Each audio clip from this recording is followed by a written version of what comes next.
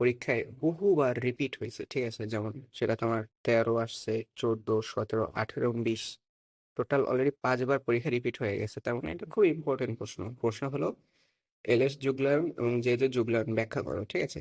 আগে আমরা পড়বো এলএস যুগলায়ন।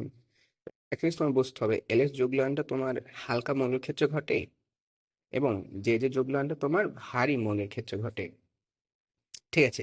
হালকা মৌলগুলোর ক্ষেত্রে যদি তোমার ইলেকট্রনের মধ্যকার বিকর্ষণ বল এবং স্পিন অরবিট মিথস্ক্রিয়ার চেয়ে যদি অনেক বেশি হয়, অর্থাৎ হালকা মৌলের ভিতরে যদি ইলেকট্রনের মধ্যকার বিকর্ষণ বল স্পিন অরবিট মিথস্ক্রিয়ার চেয়ে যদি অনেক বেশি শক্তিশালী হয়, তাহলে আমাদের এলএস যুগলায়ন দেখা যাবে। কিন্তু যদি মৌলগুলো তোমার ভারী হয় এবং মিথস্ক্রিয়া যদি সবচেয়ে শক্তিশালী হয়, তখন আবার আমরা এই যে যে যুগলায়ন দেখতে পাবো, সেটা আমরা পরের পৃষ্ঠে ব্যাখ্যা দেখব।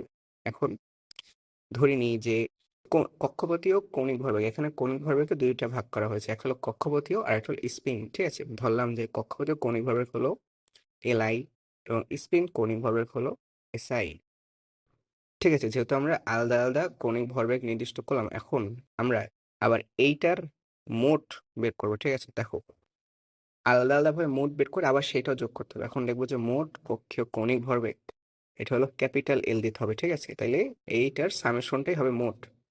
এটা কেন? দেখো, এই প্রথম যেটা দেখাইছি যে এটা হলো তোমার একটা ইলেকট্রনের জন্য, কিন্তু এই যে এটা তোমার সব ইলেকট্রনের জন্য মোট কক্ষীয় কৌণিক ভরবেগ।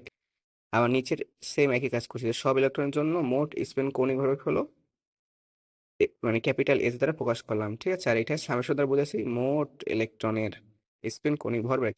এখন আমরা আবার এই কক্ষ এবং স্পিনটা যোগ করে দিলে আমরা মোট কৌণিক ভরবেগ পাবো, ঠিক আছে? সেটা আমরা এই যে দ্বারা প্রকাশ করলাম, এই পেয়ে গেলাম, ঠিক আছে? এখন আমরা যদি এর মানটা জানতে চাই, তাহলে এর মানটা নিচে লেখা হলো যে J equal to L plus S comma L plus S minus one comma dot dot dot এবং এল প্লাস এস, ঠিক আছে?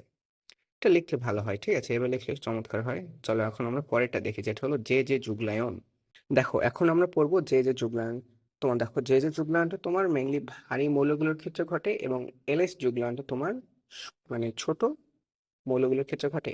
এখন দেখি যে ভারী মৌলগুলোর ক্ষেত্রে যখন তোমার পারমাণবিক নিউক্লিয়াসের চার্জ অনেক বেশি হবে, মানে পারমাণবিক চার্জ যখন বেশি হয়, ইলেকট্রনের উপর স্পিন অরবিট মিথস্ক্রিয়া অত্যন্ত শক্তিশালী হয়, ফলে ইলেকট্রন নিজেদের মধ্যকার কুলম্বের পারস্পরিক মিথস্ক্রিয়ার গুরুত্ব অনেক কমে যায়। অর্থাৎ যখন দেখা যায় যে স্পিন অরবিট মিথস্ক্রিয়া অনেক শক্তিশালী হয়, তখন মধ্যকার পারস্পরিক মিথস্ক্রিয়াটা অনেক কমে যায়। এটা হলো একটা শর্ত, একটা বাড়লে আর একটা কমতে হবে।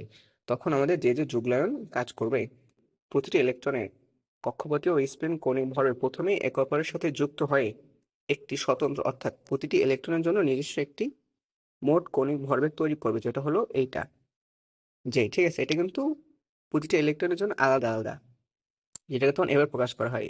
এলএসটা হলো কক্ষপথীয় কৌণিক ভরবেগ এবং এসআইটা হলো স্পিন কৌণিক ভরবেগ, এবং এইটা যোগ করলে আমরা পাবো যে মানে একটি ইলেকট্রনের জন্য মোট কৌণিক ভরবেগ। কিন্তু আমরা যদি সবগুলো ইলেকট্রনের মোট কৌণিক ভরবেগ বের করতে চাই, তাহলে আমরা এটা ক্যাপিটাল জে ব্যবহার করব, ঠিক আছে?